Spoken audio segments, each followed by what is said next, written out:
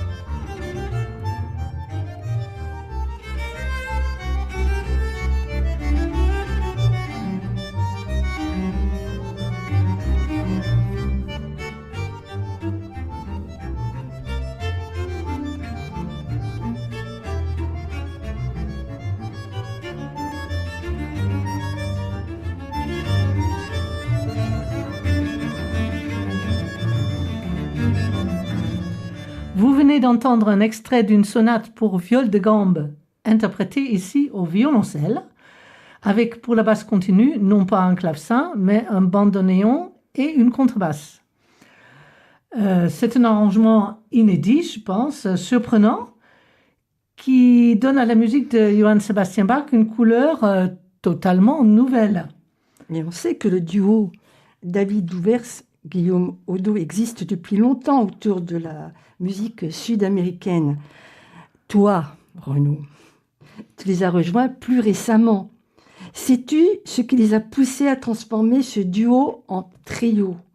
Et concrètement, qu'est-ce que cela change dans le répertoire, dans les couleurs sonores, dans l'équilibre musical? Alors, effectivement, le duo David Douvers, Guillaume Odo, le Barocco Tango, Oui. en fait, le projet Barocco Tango existe depuis plus de 10 ans. Moi, je les ai rejoints il y a maintenant 3 ans. Et en fait, il faut savoir que Barocco Tango, c'est un projet qui est plus large que juste un duo ou un trio. C'est un projet de mélanger des programmes de musique baroque et de tango. Ouais. Donc, leur duo existe toujours. Il est D'accord. possible de les entendre en duo. C'est pas le même programme. C'est d'ailleurs maintenant ils l'ont appelé Folia. Donc ça prend des pièces de Marin Marais, des Ouais, pièces de ouais. Piazzolla aussi bien sûr, diverses. Et nous il y a vraiment le programme en trio qu'on a appelé Bach Piazzolla, qui met vraiment que ces deux compositeurs là dans le programme. Et là on a d'autres projets à venir qu'on est en train de mettre en place, qui seront toujours dans ce projet Bach Piazzolla, mais qui sera peut-être en formation un peu plus grande ou Ah oui. sur des programmes différents. On a envisagé de faire les saisons de De Piazzolla Vivaldi? et de Vivaldi. Ah oui, d'accord, Comme les deux ont de faire un Ah, programme super, basé ouais, là-dessus. c'est bien. Ouais. Voilà, par exemple. Oui, mais ça, il faudrait. On peut faire ça en trio? Non, probablement qu'on ferait en quatuor. Ah oui, oui, oui, quand même. On ajouterait peut-être un violon Oui, un ou une violon, clarinette. On est encore Ouais. en réflexion là-dessus. D'accord. Voilà, mais ça fait partie des choses envisagées dans ce projet. Et en fait, pourquoi ils m'ont appelé? En fait, il se trouve que Guillaume Odo, je le connais depuis un petit moment. On était collègues au conservatoire d'Évreux. Oui, j'ai vu, Voilà. Et il se trouve qu'ils avaient envie d'ajouter une contrebasse parce qu'ils se sont dit que ça allait rajouter du grave et que ça libérerait la partie de violoncelle pour pouvoir aller un peu plus dans l'aigu. Parce que ce qui se passe, c'est que soit le violoncelle, quand ils sont à deux, fait l'accompagnement et le bandoneon chante, soit c'est la main gauche du bandoneon, sauf que vous vous rendez bien compte qu'une main gauche de bandoneon par rapport à une contrebasse, Oui, c'est pas tout à fait la même pas chose. tout à fait la même chose. Voilà. Le fait d'être à 3 tout d'un coup, ça permet d'envisager vraiment 3 voix, voire même 4 avec les deux mains du bandoneon. Ouais. Et concrètement, c'est ce qu'on fait dans les arrangements, c'est-à-dire que les fugues de Piazzolla qu'on joue, elles sont parfois à 4 ou 5 voix, et puis on se débrouille, on se les répartit comme on peut. Et puis, bon, moi, j'avais vraiment une demande aussi, c'était de mettre la contrebasse en avant, c'est-à-dire que la contrebasse ne soit pas qu'un instrument d'accompagnement dans ce groupe, mais aussi des parties un peu solistes. Donc, il y a beaucoup de pièces dans le programme qui sont très virtuoses à la contrebasse. Oui, on va en écouter un petit bout tout à l'heure. Donc, tu es installé aujourd'hui à Chartres. Donc, c'est l'avantage de pouvoir t'accueillir ici au studio. Et tu es revenu, je crois, suite à la nomination de ta femme comme professeur de flûte au CRD. Mais tu avais déjà dirigé un orchestre et en remplacement d'un chef absent, je crois. Et bon, tu es encore jeune, hein, mais ta contrebasse t'a déjà mené dans bien des lieux. Ben, dis donc, hein, quand même. Dans bien des lieux et des formations. Peux-tu nous retracer un peu ton parcours? C'est intéressant quand même. Je vais essayer de le faire de manière assez condensée parce que je suis passé par beaucoup de choses. Oui, je crois, oui. Voilà. Mais bon, il faut savoir déjà que je suis né dans une famille de musiciens. Mes parents sont musiciens professionnels. Mon père est violoncelliste, il était à l'Opéra de Paris et professeur assistant au CNSM de Paris. Ma mère, elle est pianiste. Elle a été, quand elle était plus jeune, sponsorisée par la BNP. Donc elle a fait un début de carrière de soliste et puis à la fin de sa carrière, même si elle continue bien sûr à jouer, mais elle était, maintenant à la retraite, elle était accompagnatrice au CNSM et professeure à la ville de Paris. Ah oui. Donc bon, j'ai baigné dans ce milieu musical avec un niveau d'exigence assez élevé, et pour moi il était hors de question de faire de la musique professionnellement. Ah bon? Oui, Normal. Voilà, je n'avais pas prévu. J'ai commencé par le violoncelle et j'ai remballé mon violoncelle au collège et c'était pas prévu de le ressortir véritablement. Il se trouve que j'ai repris progressivement la musique en passant par les musiques actuelles. J'avais un groupe de rock au lycée à la guitare électrique, bah oui. voilà. Normal. Et j'ai découvert la contrebasse en allant à un concert de la Garde républicaine quand j'étais en terminale. Je n'avais pas vraiment envie d'aller à ce concert, mais ma mère m'a un petit peu poussé à y aller. Et en fait, j'ai entendu la contrebasse comme je ne l'avais jamais entendue. Et je me suis dit, tiens, pourquoi pas? J'ai commencé la contrebasse après le bac pour voir. Je me suis laissé 2 ans pour avoir un résultat à peu près visible. Il se trouve que je suis rentré au CNSM 1 an et demi après avoir commencé. Oui. Ah oui, voilà, ça allait assez vite. Oui, dis donc. Donc, je me suis dit, tiens, peut-être qu'il y a une possibilité là, qu'il faut creuser un peu plus. Donc, j'ai continué et puis ça a très bien marché très rapidement parce qu'en 3e année de licence, donc ça faisait 5 ans que je faisais de la contrebasse, je suis rentré contrebassiste solo à l'Orchestre L'Amoureux. J'ai enchaîné en rentrant à l'Académie de l'Opéra de Paris. J'ai gagné différentes choses entre-temps. Quand j'ai eu mon master du CNSM, je suis rentré à l'Orchestre de la Garde républicaine, cet orchestre qui m'avait donné envie de commencer la contrebasse. 2 jours plus tard, j'étais recruté à Évreux comme professeur de contrebasse. Tout ça est allé en fait assez vite, assez facilement, et donc je suis parti finalement dans cette carrière-là. En parallèle de ça, j'ai repris le violoncelle, donc j'ai eu un prix de virtuosité, ça s'appelle un grand nom un peu pompeux. Ah oui, donc tu as quand même repris le violoncelle. Oui, bien sûr, moi ça me manquait trop, donc maintenant je pratique les 2 instruments en parallèle, à même niveau, donc je fais beaucoup de musique de chambre en violoncelle. J'ai un trio et un groupe de sonates.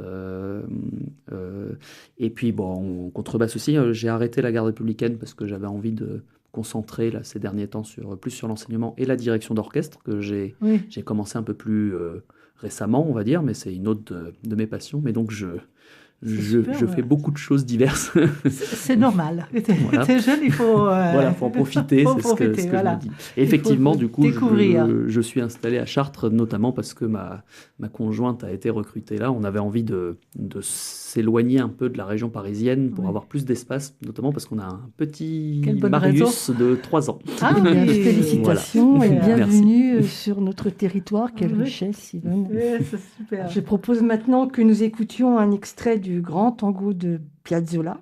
On y entend très bien ta contrebasse.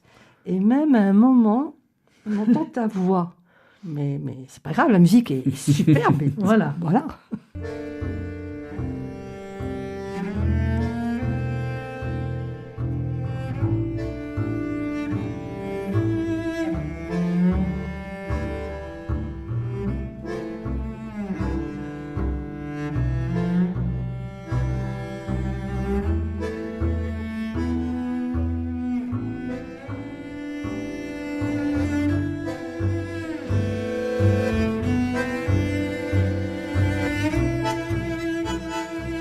Astor Piazzolla était en admiration devant la musique de Jean-Sébastien Bach. C'est pourquoi nous avons décidé de les associer dans ce programme. Venez redécouvrir avec nous ces chefs-d'œuvre dans des arrangements inédits.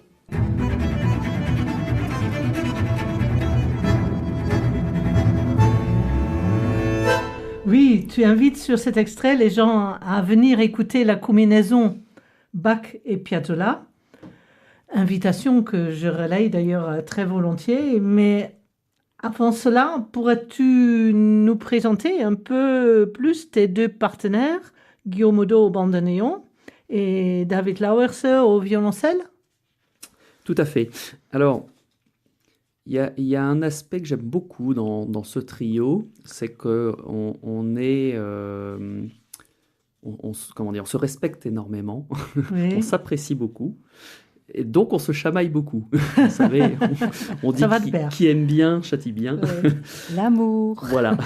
Or, je vais profiter de la situation parce que comme je suis tout seul et que Guillaume et David ne sont pas là, je vais pouvoir dire plein de bêtises sur eux. Voilà. Et ils sauront ce que j'ai dit qu'une fois qu'ils entendront L'émission. Ce sera trop tard. Voilà, ce sera trop tard. Non, mais blague à part, il y a... En fait, dans nos concerts, on présente beaucoup entre les pièces et effectivement, on aime bien un petit peu se chamailler sur scène. Et notamment, comme nous sommes de 3 générations différentes dans ce groupe, notamment David, qui est, on va dire, le doyen de notre groupe, est un petit peu aussi notre tête de turc, on en profite avec Guillaume.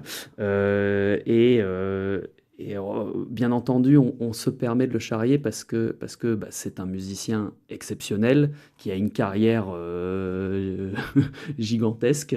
Il a notamment été prénominé aux Victoires de la musique l'année dernière.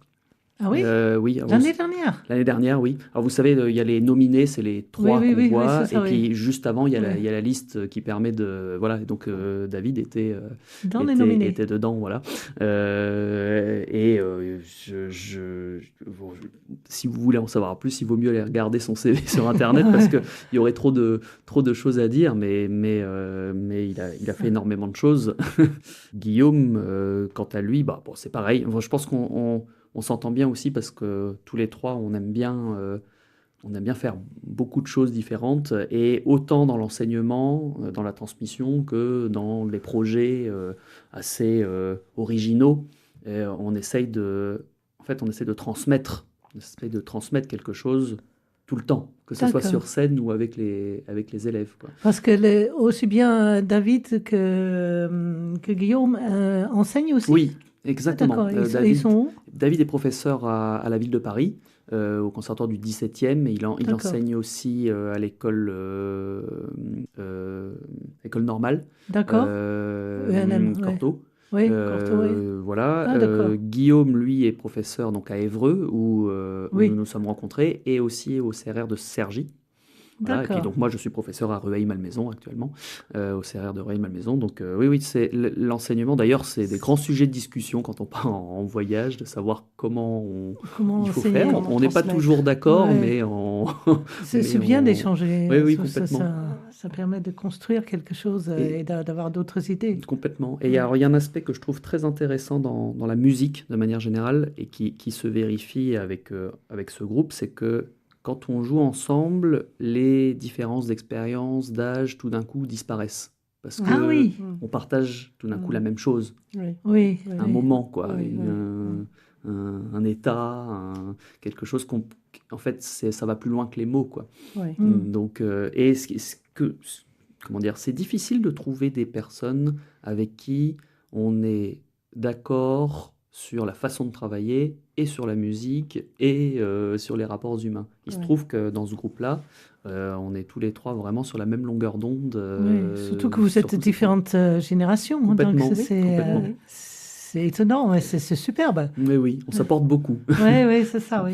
Et avec donc ce trio qui est original par sa combinaison d'instruments, j'imagine que vous travaillez forcément à partir de transcriptions. Il n'existe pas, à ma connaissance, du répertoire écrit pour bandoneon, violoncelle et contrebasse. Non, il n'y en a pas d'originalité. Alors, qui dans votre trio réalise justement les transcriptions ? Est-ce que vous cherchez à mettre en valeur les différentes voix, un certain type de sonorité, ou bien encore autre chose ? Alors oui, il y a plusieurs aspects. Par exemple, si vous venez écouter le concert, vous verrez que il est assez facile de savoir qui a arrangé la pièce quand il y a un solo. Oui, bien sûr. En général, on se met en avant nous-mêmes quand on arrange la pièce. Voilà. Bon, non, mais plus sérieusement, globalement, Guillaume fait le plus gros du travail d'arrangement. J'en fais aussi pas mal. Et alors David a une conception un peu plus personnelle de l'arrangement, c'est-à-dire qu'il dit ce qu'il veut jouer et débrouillez-vous avec ça. Ah, d'accord, ok. Donc C'est l'avantage de l'aîné. C'est l'avantage de l'aîné. Voilà. Et, non, je rigole un petit peu, mais enfin voilà, globalement, Guillaume a fait pas mal d'arrangements dans ce projet-là, en tout cas. Moi, j'en ai fait certains. Alors après, on travaille quand même ensemble, c'est-à-dire que une fois qu'il y a une première base d'arrangement qui est faite, on essaye ensemble, puis on dit ah bah non, là ça serait mieux d'ajouter ci, de retirer ça. Ah, là, il faudrait mieux que ce soit la contrebasse qui joue ci ou le bandoneon qui joue ça. Parfois, la négociation est facile, à d'autres moments, beaucoup moins. et ça, vous pourrez notamment le découvrir en écoutant le concert, parce qu'on raconte certaines anecdotes là-dessus. Ah, d'accord, ok. Et vous essayez vos transcriptions, parce que je pense que c'est pas facile de préentendre de ce que ça va donner, non? Si, tout de même. Alors, ça fait partie du travail quand on transcrit. Alors, c'est un métier, hein, c'est assez complexe. Bien sûr. Moi, il se trouve que j'arrange et je compose aussi un petit peu. Bon, pas à la hauteur d'un Piazzolla ou d'un Bach, pas pour le moment, en tout cas. Voilà, ça va bien. Espérons. mais l'idéal, c'est comme si vous écrivez un livre, a priori, vous représentez l'histoire et ce que vous voulez écrire avant de l'écrire. Donc, idéalement, quand on fait un arrangement, on essaye de se représenter le son des instruments, les timbres, les différentes voix, et souvent, on tombe assez juste. Sauf quand il y a des aspects qu'on ne maîtrise pas, par exemple, c'est des aspects techniques. Oui, bien sûr. Oui. Quand j'écris pour bandoneon, par exemple, je ne connais pas bien l'instrument. Et parfois, il me dit « Ah, ça, c'est pas mal ». Et puis, il me dit « Alors, ça, par contre, c'est infaisable ». Et du coup, il faut réécrire. Voilà. Mais sinon, d'un point de vue de la sonorité, de l'équilibre entre les voix, tout ça, on arrive plutôt pas mal à se le représenter. Mais il faut quand même une phase d'essayage à un moment ou un autre. Oui, bien sûr. Oui.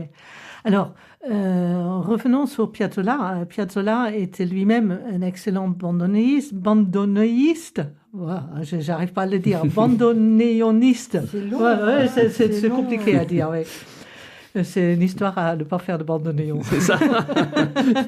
Quand on lit l'histoire de sa vie, il ne semble pas attacher une grande importance aux instruments qui accompagnent le bandoneon. Il s'adaptait selon les musiciens qu'il avait sous la main, qui étaient disponibles.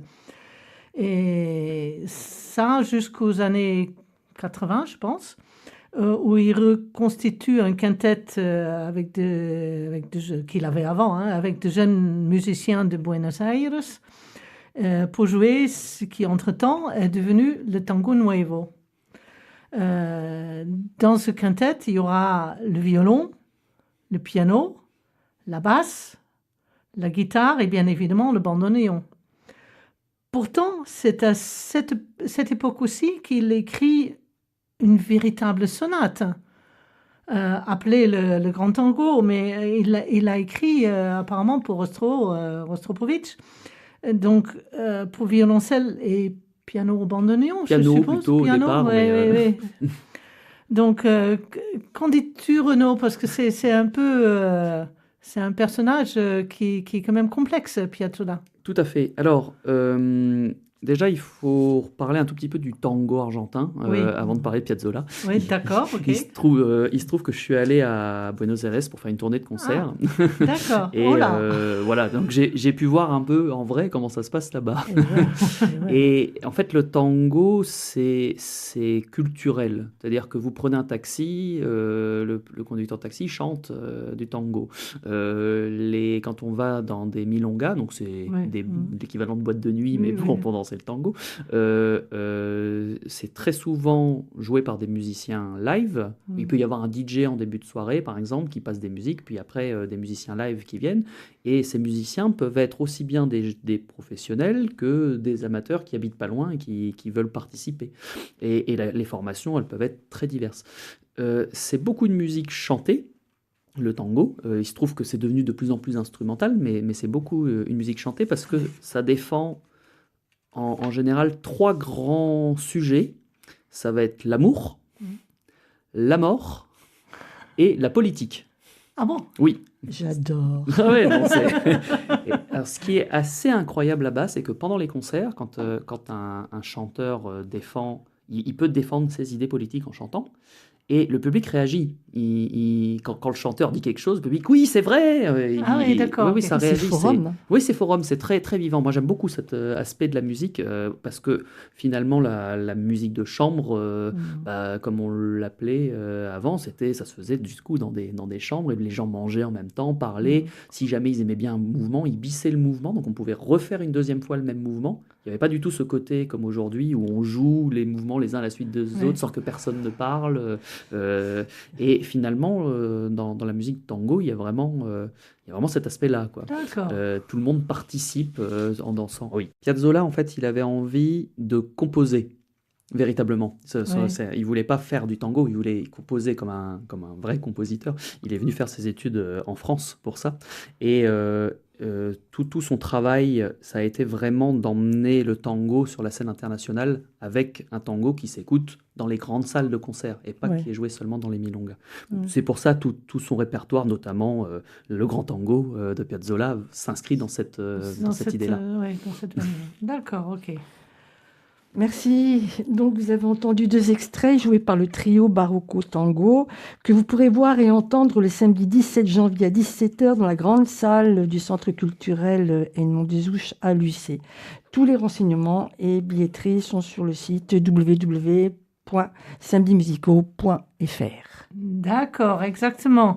Et pour conclure, je vous propose une version du grand tango joué ici par Rostropovitch, ici accompagné au piano, donc la version d'origine. Un immense merci à Renaud Barry, chartrain et contrebassiste du trio Barocco Tango, de nous avoir rejoints au studio. Merci Renaud. Merci pour votre invitation.